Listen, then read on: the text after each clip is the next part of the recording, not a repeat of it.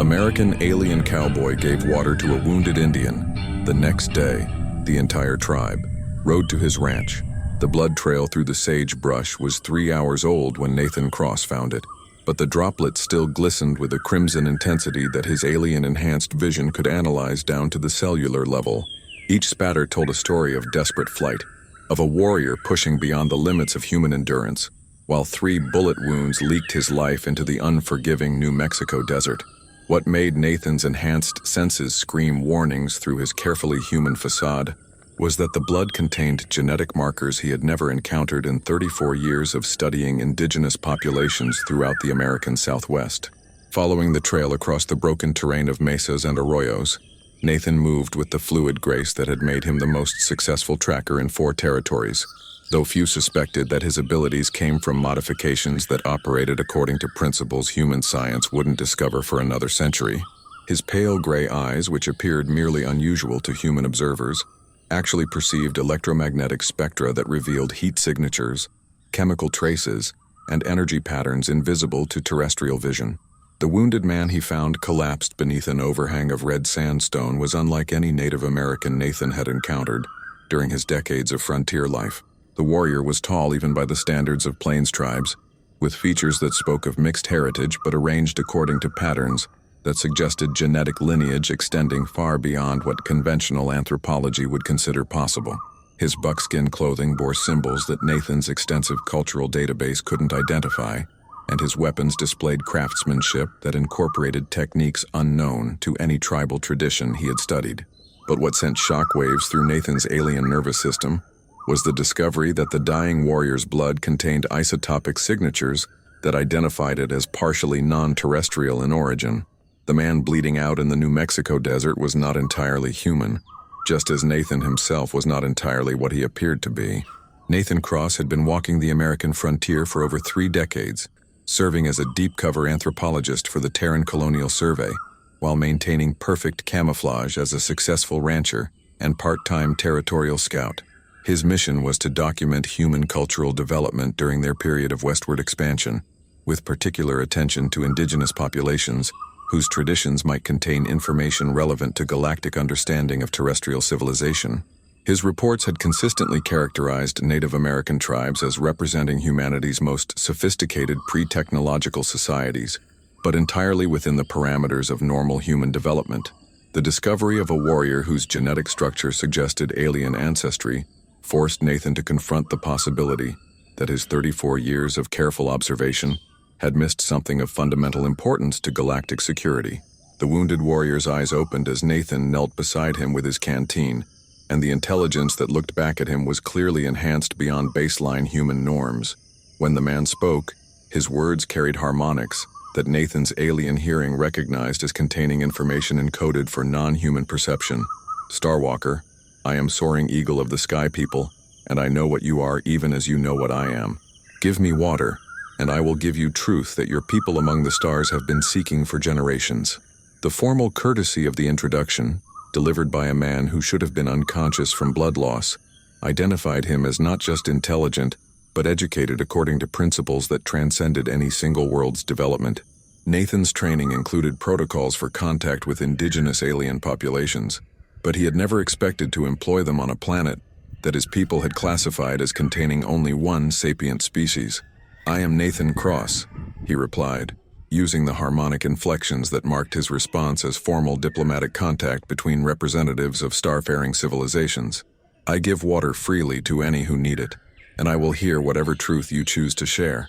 As Nathan held his canteen to the warrior's lips, he detected electromagnetic signatures that identified the man as not just part alien, but enhanced with biotechnology more sophisticated than anything the Terran Colonial Survey had developed. The water seemed to activate healing systems that began repairing cellular damage at a rate that defied normal mammalian physiology, suggesting capabilities that had been dormant until triggered by Nathan's alien presence. Soaring Eagle's explanation, delivered in carefully measured phrases between drinks of life-sustaining water, revealed a presence on Earth that predated human civilization by millennia. The Sky People were descendants of an exploration mission that had arrived during the last ice age, survivors who had integrated with early human populations while maintaining their advanced knowledge and enhanced capabilities. Unlike Nathan's people, who observed human development from positions of concealment and non-interference, the Sky People had chosen the path of direct integration, becoming part of the indigenous cultures they encountered while secretly guiding human development away from paths that might prove dangerous to planetary stability. Their influence could be found in the most advanced achievements of Native American civilization, astronomical knowledge, agricultural techniques, and social structures that had always impressed colonial anthropologists with their sophistication. "We have been the hidden guardians of this world," Soaring Eagle explained, his voice growing stronger as the biotechnology in his enhanced physiology continued its repair work. "But now we face a threat that requires alliance with those who watch from the sky, rather than walk upon the earth. Your people's presence has been detected by forces that see this world as ripe for conquest, and the time for hiding has ended." The intelligence briefing that Soaring Eagle shared with Nathan was comprehensive, detailed, and terrifying in its implications. Hostile alien forces had identified Earth as strategically valuable for its location and resources, while viewing both human and indigenous populations as obstacles to be eliminated or enslaved. The invasion plans included specific targeting of Terran colonial survey installations, having identified them as the primary defensive capability that would need to be neutralized. But the invading forces had made a crucial error in their intelligence assessment. They had assumed that the Sky People were simply another primitive human tribe, rather than recognizing them as the descendants of an advanced alien civilization with capabilities that had been hidden but not lost over thousands of years of careful integration. As evening approached and Soaring Eagle's condition stabilized enough for travel, Nathan made the decision to bring the wounded warrior to his ranch for more comprehensive treatment. The decision violated every protocol of his mission, but the intelligence Soaring Eagle possessed was too valuable to risk losing, and the alliance he represented might be crucial for defending Earth against threats that neither civilization could face alone. The ride back to Nathan's ranch revealed additional aspects of Soaring Eagle's enhanced nature. Despite his recent wounds, he moved with the fluid coordination of someone whose reflexes and physical capabilities had been optimized far beyond human norms. His awareness of their surroundings demonstrated senses that could detect threats and opportunities across multiple spectra simultaneously, while his knowledge of local terrain suggested familiarity that extended back generations. Nathan's ranch house, which had served as his base of operations for over a decade, suddenly felt inadequate as a meeting place between representatives of civilizations whose true capabilities had remained hidden from each other, despite operating in the same region for decades. The equipment he revealed to treat Soaring Eagle's wounds properly would expose the full extent of his alien technology, but the warrior's condition required intervention that frontier medicine could never provide. The healing chamber that Nathan assembled in his barn, using components that appeared to be ordinary ranch equipment, but actually represented the most advanced medical technology in the Terran Colonial Survey arsenal, worked in perfect harmony with Soaring Eagle's enhanced physiology to complete repairs that should have taken months in a matter of hours. As the treatment progressed and the two aliens shared information about their respective missions and capabilities, Nathan began to understand that his 34 years of observation had been conducted in the presence of a parallel operation that had been far more successful at maintaining deep cover while influencing human development in positive directions. But their growing alliance was interrupted at dawn by the sound that would change both their lives forever: the rhythmic thunder of hundreds of horses approaching at speed across the New Mexico desert. Through his enhanced senses, Nathan detected not just the approaching riders but their emotional states, which registered as a complex mixture of determination, concern, and barely controlled aggression that suggested they were prepared for either celebration or warfare depending on what they found at the ranch. Soaring Eagle's expression shifted from concern to satisfaction as he recognized the electromagnetic signatures of the approaching force. "My people come," he said, his voice carrying undertones of pride and anticipation. "The Sky People have ridden in full war party to learn the fate of their war leader. They will expect to find either their brother restored to health or his killers prepared for justice." The sight that greeted Nathan as he stepped onto his porch challenged every assumption he had developed about indigenous populations and their capabilities. Approaching his ranch across the desert came not just a large war party, but a coordinated military force that moved with precision, suggesting training in advanced tactical doctrine. The riders were arranged in formations that maximized both mobility and firepower, while minimizing vulnerability to ambush or artillery. More impressive still, their mounts were clearly enhanced beyond normal equine capabilities, moving with endurance and speed that indicated genetic or technological modification. The warriors themselves displayed equipment that incorporated both traditional Native American craftsmanship and technological sophistication that no human culture should have possessed. Leading this impressive force was a figure whose presence dominated the landscape around him, despite the distance that still separated them. Even from over a mile away, Nathan could perceive the electromagnetic aura that marked him as not just a leader, but someone whose enhanced capabilities rivaled anything the Terran Colonial Survey had achieved through decades of genetic modification and technological augmentation. When the war party finally reached his ranch and arranged itself in perfect formation around his property, Nathan found himself facing the most unusual first contact situation in galactic diplomatic history, not between representatives of different species, but between alien civilizations that had been operating on the same world without detecting each other's presence.